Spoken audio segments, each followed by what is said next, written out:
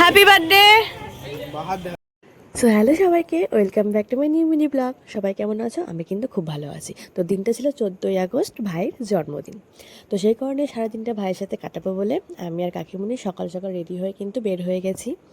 আর টানা 7 দিন এক নাগাড়ি বৃষ্টি হওয়ার কারণে সেদিন কিন্তু মারাত্মক পরিমাণে রৌদ্র ছিল, মানে এত রৌদ্র ছিল যে গায়ে প্রচণ্ড লাগছিল। দেখো আকাশ পুরো চকচক করছে একদম রৌদ্রে। আর ভাই কিন্তু আগেই কাকার সঙ্গে দোকানে চলে এসেছিল, আর আমি আর কাকিমুনি পরে স্কুটি করে এসেছি।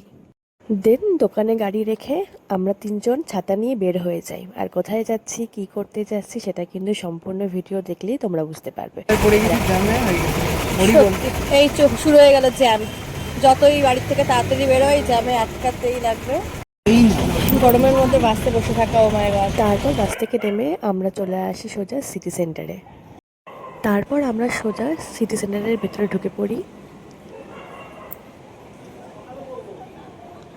আর দেখো 15ই আগস্ট উপলক্ষে সিটি সেন্টারের ভেতরটা কিন্তু খুব সুন্দর সাজিয়েছে। ফাইনালি আমরা চলে আসছি সিটি সেন্টারে। হাই, এই যে বার্থডে বয়। কাকে ওরে হাসি দেখছে। আর ভাইয়ের বার্থডের দিনই যেহেতু ধূমকেতু মুভিটা রিলিজ হয়েছিল, তো সেই কারণে আমি, ভাই আর কাকিমুনি চলে গিয়েছিলাম ধূমকেতু মুভিটা দেখার জন্য। আর আমরা এখন যাচ্ছিলাম, তো এই যে ফাইনালি ঢুকে পড়েছি আমরা আইনক্সের ভেতরে। আর প্রচণ্ড পরিমাণে এক্সাইটমেন্ট হচ্ছিল যে 10 বছর পর ফাইনালি আমরা ধূমকেতু আজকে দেখতে পারবো, যে কি এমন আছে মুভিটায়। তো এই যে আমরা সবাই বসে বসে ওয়েট করছি যে কতক্ষণে শুরু হবে আর দেখবো বইটার মধ্যে কি এমন আছে। তো অবশেষে আমাদের সবার অপেক্ষার অবসান ঘটল। 10 বছর পর দেব আর শুভশ্রীকে একই ফ্রেমে দেখে আমার তো খুব ভালো লেগেছে। তো তোমরা যারা যারা এই বইটা দেখতে যাবে, জানি সবাই যাবে, এটা আমাদের প্রত্যেকের কাছে একটা ইমোশন যে এত বছর পর একটা আমাদের সকলের ফেভারিট জুটিকে আমরা আবার একসঙ্গে দেখতে পারবো। আর মুভিটার প্রত্যেকটা পার্ট কিন্তু আমার কাছে প্রচণ্ড হার্ট টাচিং লেগেছে, প্রচণ্ড সেন্সিটিভ একটা ইমোশনাল মুভি এটা। তো আশা করি তোমাদের সবার খুব ভালো লাগবে। দেন হাফ টাইমের পর আমি আর ভাই এখানে চলে আসি 20 টাকার পপকর্ন 300 টাকায় কেনার জন্য। তারপর এই যে শুরু হয়ে যায় বই, তারপরে এই যে শেষ হয়ে গেল দেখতে দেখতে। ধূমকেতু দেখবো দেখবো করতে করতে ধূমকেতু দেখাও শেষ। তারপর আর এবার কিন্তু একদম হাউসফুল ছিল। আমি ফার্স্ট টাইম হাউসফুল শো দেখলাম, খুব ভালো লাগলো।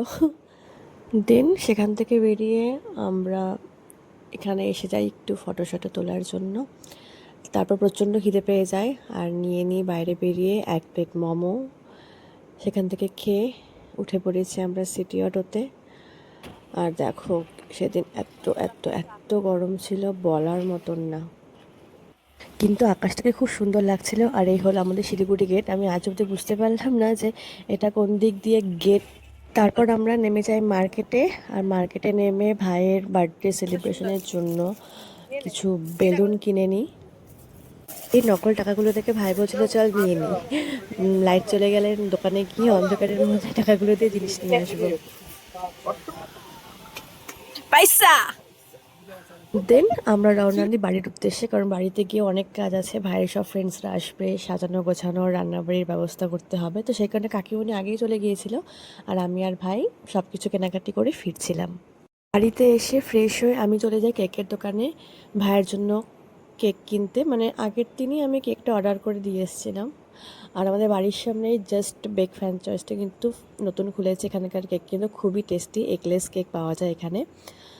আর এই আমি দাদুকে বলছিলাম কেকটা একটু দেখাও, কিন্তু আমি যেরকম টাইপসের কেকটা অর্ডার দিয়েছিলাম কেকটা সেরকম করতে পারিনি, ফিনিশিংটাও আসেনি। অ্যাকচুয়ালি সেদিনকে আমাদের প্রায় লাইট ছিল না, সেই কারণে দাদুটা বললো, সেই কারণে কেকটা ভালো হয়নি।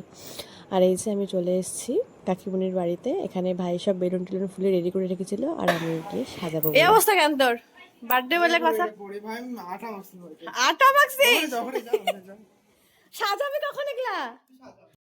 আর আমি এখানে চলে আসছি বেলুন সাজানোর জন্য। সব ভাইদের বার্থডেতে আমারই দায়িত্ব পড়ে সাজানোর জন্য। মানে আমি নিজে সাজতে পারি না, ওদের ডেকোরেশন আমাকেই করে দিতে হয়। তো কি আর করা যাবে, দিদি বলে কথা, করতে তো হবেই। আর এই যে আমি এইভাবে সাজিয়েছিলাম, এইভাবে ডেকোরেশন করেছিলাম, জানি না কেমন হয়েছে। I am not ready guys. তোকে কে তুলতেছে? আর এখানে নিজে সাজিয়ে নিজেই একটু ঢং করে নিচ্ছিলাম, ঢং না করলে তো আর হবে না না। সবসময় এটা সবসময় আমার সব ভিডিও এসে নষ্ট করে, ভিডিও ফটো সব নষ্ট করে। Hello brother. কেক কাটিং এর আগে আমি একটু এখানে চা খেয়ে নিলাম, কারণ প্রচন্ড পরিমাণ মাথাটা ব্যথা হচ্ছিল সেই কারণে। দেন ভাইয়ের সব ফ্রেন্ডরা চলে আসার পরে আমরা এখানে কেকগুলো বের করে নিচ্ছিলাম। আর এই কেকটা হলো ভাইয়ের সব ফ্রেন্ডসরা মিলে এনেছিল। তারপর ভাই বলল, আমি চলে যাচ্ছি, তুই তোর মতন করে সাজিয়ে দে কীভাবে কেকগুলো রাখবি। তারপর আমি এই যে সব প্লেট এনে কেকগুলো সাজিয়ে নিচ্ছিলাম কীভাবে রাখলে ভালো লাগবে। আর আমি এই যে চলে এসেছি এখানে ভাইকে আশীর্বাদ করার জন্য, বড় দিদি বলে কথা। তারপরে এই যে এখানে ভাই কেক কাটছিল।